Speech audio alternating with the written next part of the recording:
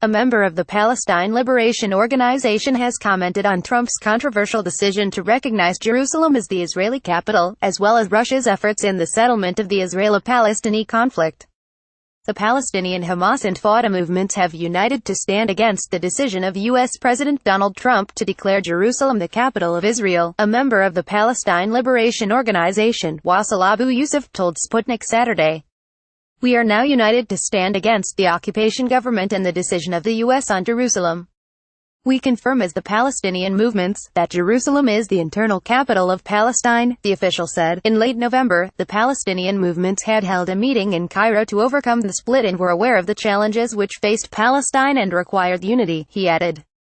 In response to Donald Trump's decision to recognize Jerusalem as Israel's capital, Hamas called for an intifada against Israel.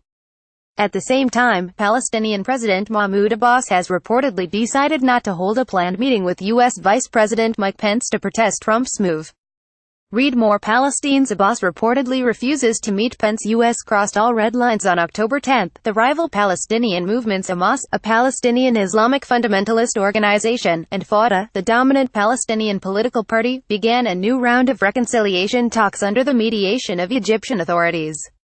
The next day, the movement signed an agreement with both sides promising it would usher in a new era of Palestinian unity. Third Intifada remains open due to U.S. decision on Jerusalem. When asked about the issue of carrying out the Third Intifada uprising against Israel by Palestinians, Yousef said, "The issue is open. The Palestinian people will not remain silent, as well as the Arab community, the Islamic community and its peoples, the Christian world too. There are Muslim and Christian shrines in Jerusalem. Any action related to this city can be considered playing with fire." According to him, all of the uprisings in the past had been related to Jerusalem, and this city, which the Palestinians consider their eternal capital, remained for them a red line that could not be crossed. The previous intifadas in 19,871,993 and 20,002,005 left hundreds of Israelis and thousands of Palestinians dead. Russia's stance in Israeli-Palestinian conflict. Russian President Vladimir Putin expressed his very clear point of view, saying that international resolutions and international law are the basis for the resolution of the conflict in the region. "We also believe that Russia and President Putin are friends of the Palestinian people and are always on the side of the legitimate international resolutions and international law," Wasel Abu Yousef said.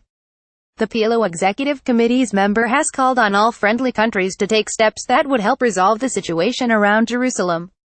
The United States has found itself isolated in the face of the reaction of all countries that warn about the danger of these actions. "We are striving for an international peace conference under the auspices of the United Nations, with the participation of our friends, the Russian Federation, China and many others, to reaffirm that it is necessary to comply with UN Security Council and the General Assembly resolutions on the Palestinian problem," he said. Trump's decision to recognize Jerusalem as the capital of Israel and move the embassy there from Tel Aviv has caused concern in a number of countries around the world. Read more. Israeli minister calls on Russia to follow U.S. in moving embassy to Jerusalem following the announcement made by Donald Trump. Kremlin spokesman Dmitry Peskov said that the decision could complicate the situation in the region and might lead to a division within the international community. Previously, Putin and Palestinian leader Mahmoud Abbas discussed the Middle East peace process, with the Russian president expressing support for the immediate resumption of direct Palestinian-Israeli negotiations on all controversial issues, including the status of Jerusalem.